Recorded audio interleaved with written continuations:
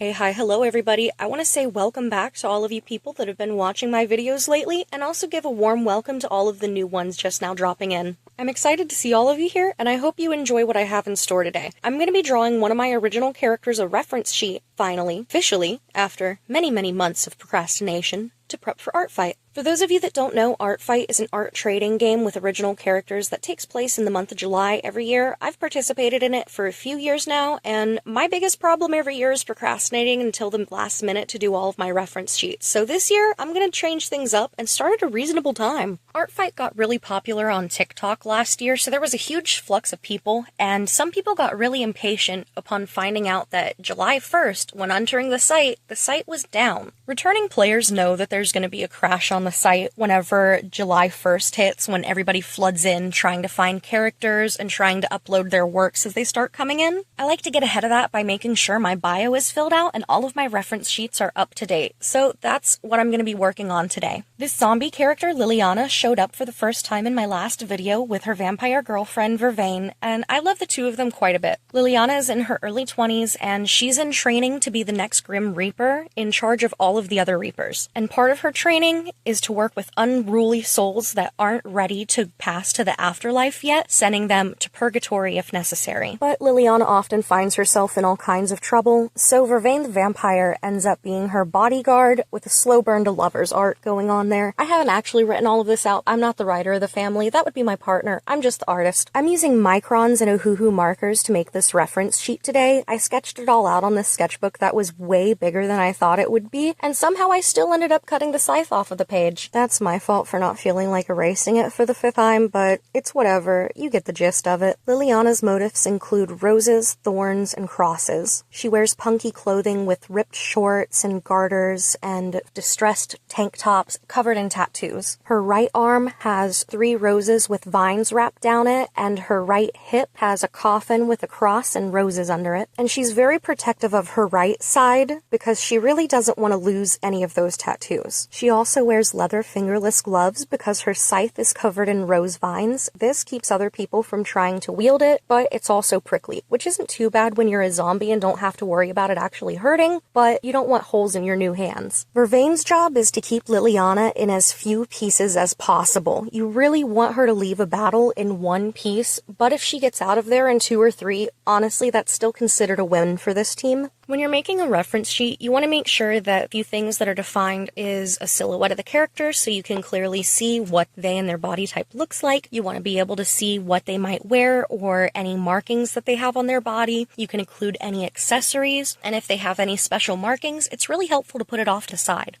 One of Liliana's eyes is also always covered up, so I wanted to go ahead and draw both of them to the side so you could get a better idea of what that would look like. And it gives me an excuse to draw eyes, which is fun. I was a little stupid and tried testing out a micron brush pen on the eyelashes, even though I notoriously dislike the micron brush pens, and I almost ruined it, but it's okay, I managed to save it by the end. If you make a mistake, there's no need to stop. Please just keep going and see it through to the end of the piece. 9 times out of 10, you aren't going to be able to tell that you made a mistake anyway, so you may as well just keep going, and if you don't like it at the end, you can always draw on another piece of paper, cut it out, and glue it on top and act like it never happened. I may or may not be speaking from experience, who knows? I just had to take a break from recording the other one. I had a lot of fun drawing the vines, though. I really like using swoopy, spiraling patterns in my art. I think they're a lot of fun. So I was really excited to incorporate that in Liliana's design. I'm also going to do Vervain's reference sheet. I've started it and I've got the sketch done. I just haven't actually started lining it yet. So that's what you can look forward to in next week's video. You can get a glimpse of Vervain in one of my shorts that I've posted, although you can't see her full design yet. But she's covered in spiders and spider webs.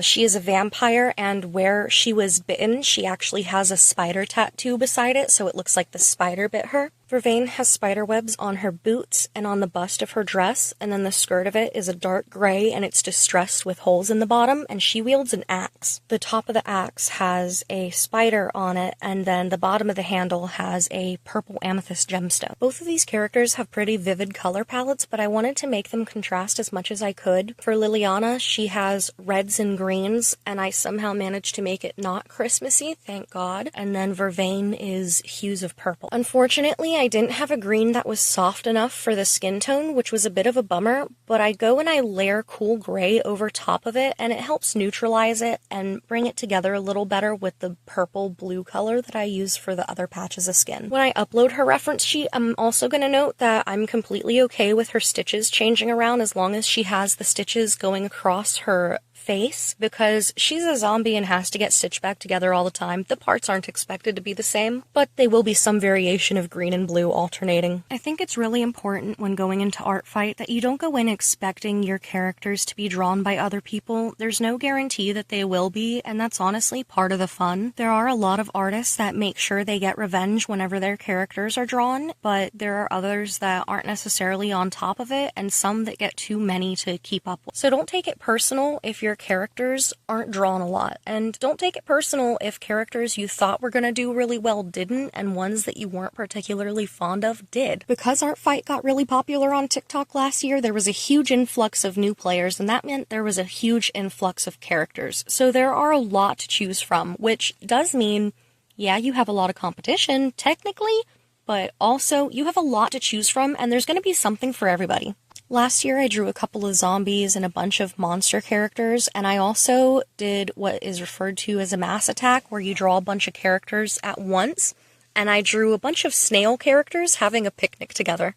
And another mass piece that I did was a sketchbook page where I actually made the layout of a sketchbook page, and I made it look like we were all in the Artfight 2024 yearbook together, and I thought that was really cute. New players figured out pretty quickly that it was really easy to get a lot of points fast by making mass pieces with a lot of characters in them. You earn points based on how finished it is and how much of the character you draw, meaning if it's a bust or a half body or full body piece, and if there's a background. All of those things add up to give you a unique score for each piece you make. But there were a lot of people that were complaining that they weren't a fan of the mass pieces because their characters didn't get as much attention, with somebody trying to just put out 100 character sketches on one page for the sake of getting a bunch of points and spamming, essentially, and they felt like it was really disingenuous. That being said, I definitely don't think that way about all of the mass pieces. I can see where they're coming from with some of them, but genuinely, it's impressive that people are able to keep up with and do that much. I really appreciate the way that Artfight encourages people of all skill levels to participate. I think it's really cool to see younger and newer artists and less talented people that just don't have as much experience join, because it's a really great way to practice and get involved in a community of artists around you. Last year, when Artfight started, that was actually my introduction back into TikTok. I hadn't been using it or sharing my art really anywhere publicly for quite a while before that. Thanks to Artfight, I felt motivated to get back on social media. I just really wanted to share the art that I had made of people's characters and share my own characters too. And now, nearly a year later on YouTube, I'm almost at 2,000 subscribers, which just feels absolutely insane to say, because there are 2,000 people that enjoy my art and what I put out into the world.